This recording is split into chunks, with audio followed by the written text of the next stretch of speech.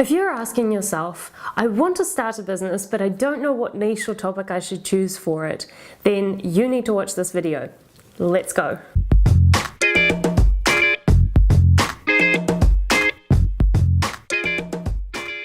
Hi, Eva from Traveling Entrepreneurs here. One of the most popular topics that people are asking right now online is what niche should I choose, or what topic should I create my first product in? And the reality is that most marketers did not start up with their very first most successful niche.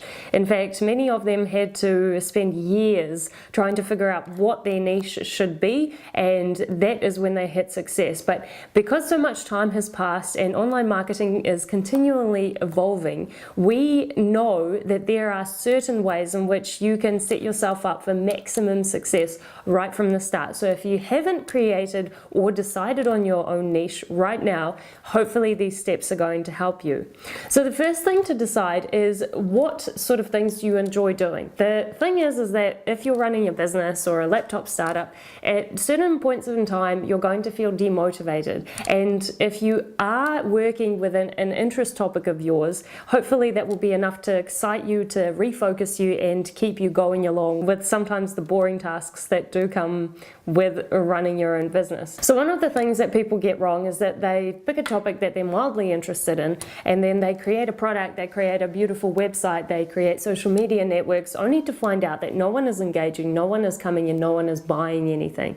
And that's one of the biggest mistakes that could have been avoided from the very start if they had followed the steps that I'm about to talk to you about.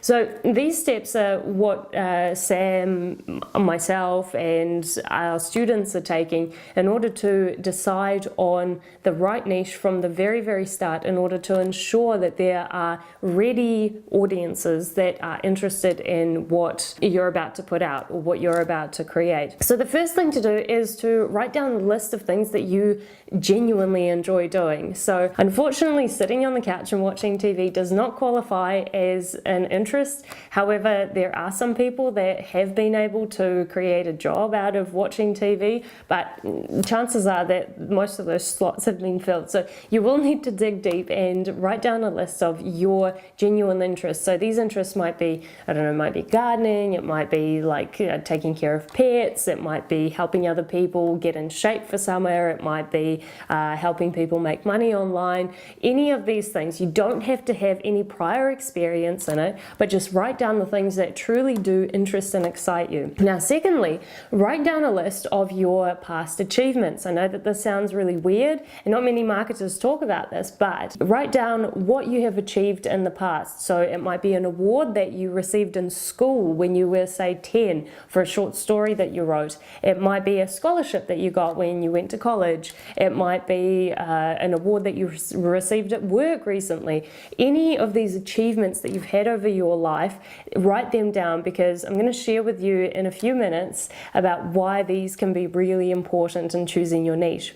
And the third thing to do, once you have your list of things that you enjoy doing and your achievements, the third thing to do is to go online and do your research. And this is probably going to take the longest amount of time. So go onto Google, onto forums, social media pages and groups, for example, like Facebook groups and Facebook pages, and have a look at what topics are being put out or being created around your areas of interest. So let's say you are interested in the fitness niche, I guess, or fitness was one of the things that you wrote as one of your interests on your first list. Then go online and have a look at weight loss forums, fitness workout ideas, have a look at what people are actually talking about in these different blog posts on these websites and forums, and try and find what people are interested in. So for example, you might go onto Facebook and have a look at what fitness pages have the most amount of fans, or what Facebook groups have the most amount of members, and have a look, if the group is public, have a look at what sort of discussions are taking place in there. What do people really want to know about? And write these things down. Now, this third step is really important because chances are that you are going to find find that some of your interests don't actually have that many people that are interested or asking questions about it. So this is going to help with your next step, which is your decision-making process, because you are going to need to have a look at the questions that you've written down on your third list about the things that people are wanting to find out about in the different topics that you wrote on your first list of interests, and you're going to need to have a look at which one of these appeals to you, or which one of these you feel like you would be best suited to create a product around or to answer for these people. Because let's face it, chances are if it's an interest of yours, you will probably be able to find out certain answers for these people that are asking certain questions. So what we want to do is find out which topic has the most amount of questions being asked that are going unanswered for users, and decide on which one of your interest topics that pertains to that you can then choose to create a niche about or create a topic about. And you should hopefully be able to find one of your achievements that will back up this interest. So let me give you an example, potentially quite a basic example. So when I was about 16 at school, I went on a mentors camp, and we were being taught about how to mentor our peers and friends. And throughout this, we were passed on a number of skills about like listening and communicating in the right ways. And at the same time, I was going through a business course, believe it or not. I was quite interested in business from an early age, and we were given a task to coach or mentor a number of people. And so I decided to combine the two. And during the mentors program, when I was mentoring peers and friends, I would then take notes, which was needed for this particular business course. And that was kind of, and at the end of it, I got like a certificate from the business course, and I got a certificate from the mentors course. So that was one of my achievements, and it was something that I really enjoyed. And obviously no one saw my notes or anything. They were for me because it was like a personal assignment. But then I realized that one of my interests was actually writing. Who would have thought? Anyway, so that was my interest was writing. I had this particular achievement, and then I realized through everything that I had mentored my friends and peers about was that most of the problems that were being brought up was the issue that parents weren't understanding their teenagers. And so I went to the library back in 2006. We still use libraries very regularly. I went to the library and I had a look at different parenting books, and I started to take down notes of what these parenting books were talking about, and I realized that there were certain topics that weren't actually being covered that people that I had talked to were bringing up. So of course I decided to write my own book.